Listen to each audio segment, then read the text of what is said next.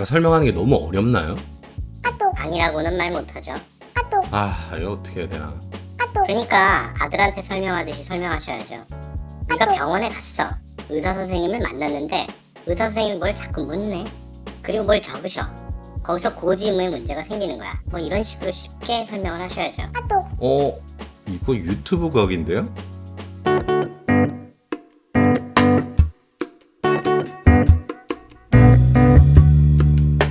생각해보니 되게 재밌는 아이디어입니다. 설명이 더 쉬워질 거라고는 말 못하겠지만요. 병원에서는 대강 이런 과정을 통해서 진료를 받게 됩니다. 일단 병원에 도착해서 접수하는 과정부터 살펴보죠. 앞에 가서 번호표를 받아서 순서를 기다려 제 순서에 가면 원무과 접수 직원이 물어봅니다. 어떻게 오셨나요? 여기서 어떻게 얘기하느냐에 따라 영수증 윗부분에 어떻게 찍히느냐가 바뀝니다. 어떤 경우는 건강보험으로, 어떤 경우는 자동차 보험으로 찍히죠. 만약 폭행당해서 왔다면 일반으로 찍힐 수도 있습니다. 이게 환자 구분에 일반이라고 찍혔다는 것은 결국 공적보험인 건강보험조차 적용되지 않는다는 뜻인 거죠. 공적보험만 영향을 끼치는 게 아니라 사적보험에도 영향을 미칠 수 있습니다. 사적보험인 실손보험에서는 건강보험을 주 대상으로 삼고 산재와 자본은 본인이 부담한 것만, 일반으로 찍힌 경우는 40%만 보상하고 있습니다. 또한 폭행의 경우에는 고의의 사고로 보아서 면책시킬 수도 있죠. 이번에는 진료실에 들어가 의사를 만나고 검사 및 촬영을 하는 과정을 살펴보겠습니다.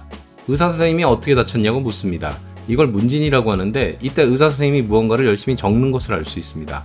어떤 분은 환자를 보지도 않고 컴퓨터에 뭔가 계속 적고만 계시는 분들도 많죠. 이 문진시에 적는 것들을 보고 우리가 생각해야 하는 건 바로 계약 전 알릴 의무, 고지 의무입니다.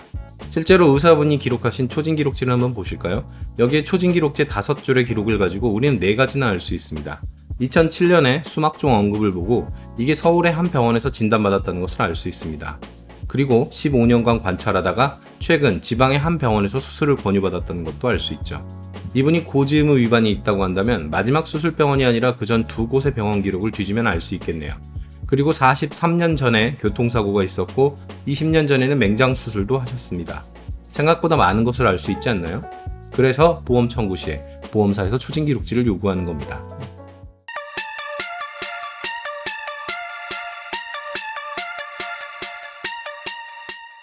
문진과 검사를 통해 어떤 병인지 알았다면 이제 치료 및 처치를 하고 약을 처방해야겠죠. 때로는 수술을 할 수도 있고요. 근데 이 처치, 시술, 수술의 구분이 병원과 보험에서 각각 좀 다릅니다.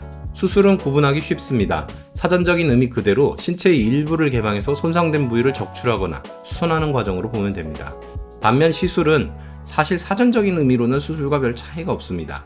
하지만 대체로 비침습적이거나 최소 침습적인 중재적 시술을 의미하는 것으로 보입니다. 실제로 의사들이 쓴 칼럼이나 과거의 의료행위 분류책의 개편안을 봐도 그렇습니다. 따라서 최소 절개 후 내시경을 넣어서 시술 부위에 약물을 주입하거나 처치하는 정도를 의미하는 것으로 보입니다. 마지막으로 처치는 포괄적인 개념으로 병원에서 하는 대부분의 일들, 즉 죽은 조직을 제거하고 거즈 등을 교환하는 행위부터 심지어는 마취 투약까지도 포함됩니다. 하지만 시술, 수술과 동시에 놓고 봤을 때는 이 2가지를 제외한 나머지의 의료행위라고 볼 수 있죠. 여기까지가 실제 치료 과정에서의 구분이고 보험에서는 얘기가 좀 다릅니다. 보험에서는 이 3가지 중에서 수술의 경우에만 정액의 보험금을 지급하기로 했습니다. 그리고 수술에 해당하는 경우를 지급 요건으로 정해두었죠. 지급 요건을 수술의 종류별로 구분해서 각각 열거한 경우를 종별 수술비라고 합니다. 주로 생명보험에 많습니다. 반면 이렇게 포괄적인 요건만을 두고 있는 경우도 있습니다. 이 경우는 대부분 손해보험에만 있습니다. 세부적으로 나열한 경우는 수술을 종류별로 나열해 놓아서 이게 수술인지 아닌지를 명확하게 알 수 있습니다. 하지만 포괄적인 요건만 있는 경우는 해석에 따라 수술일 수도 아닐 수도 있습니다. 실제로 그 해석에 따라 수술, 시술, 심지어는 처치에 해당하는 것도 수술로 볼 수 있는 경우가 있죠. 대표적인 경우가 절개 없이 방사선이나 레이저를 쬐는 사이버 나이프나 레이저 광응고술을 들 수 있습니다. 또한 한동안 문제되었던 변연 절제술이나 눈다래끼 제거가 수술에 포함되느냐의 문제도 바로 이런 이유에서 생겼습니다. 자, 이제는 병원 진료를 끝내고 병원비를 실손보험에 청구하는 과정을 살펴보죠. 병원비를 실손 청구한다고 할 때 진료비 세분의 역서를 발급받을 겁니다. 이게 뭘까요? 우리나라는 건강보험의 적용을 위해 30년 넘는 기간 동안 모든 치료 과정에 대해서 모든 과정을 다 정리해놓고 그에 대해 수가라고 하는 적정 가격을 매겨놓았습니다. 실손보험 청구 과정에서 말하는 진료비 세분의 역서는 바로 이것들의 명세를 보겠다는 의미입니다. 그러면 당시 사용된 약물, 그리고 변연절제술이라는 표현을 통해 겉에 있는 죽은 피부를 제거했으며 그 깊이와 크기도 알 수 있죠.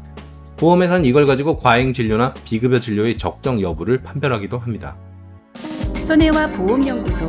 돈 내는 보험에서 돈 받는 보험으로 보험금 지급만 연구합니다.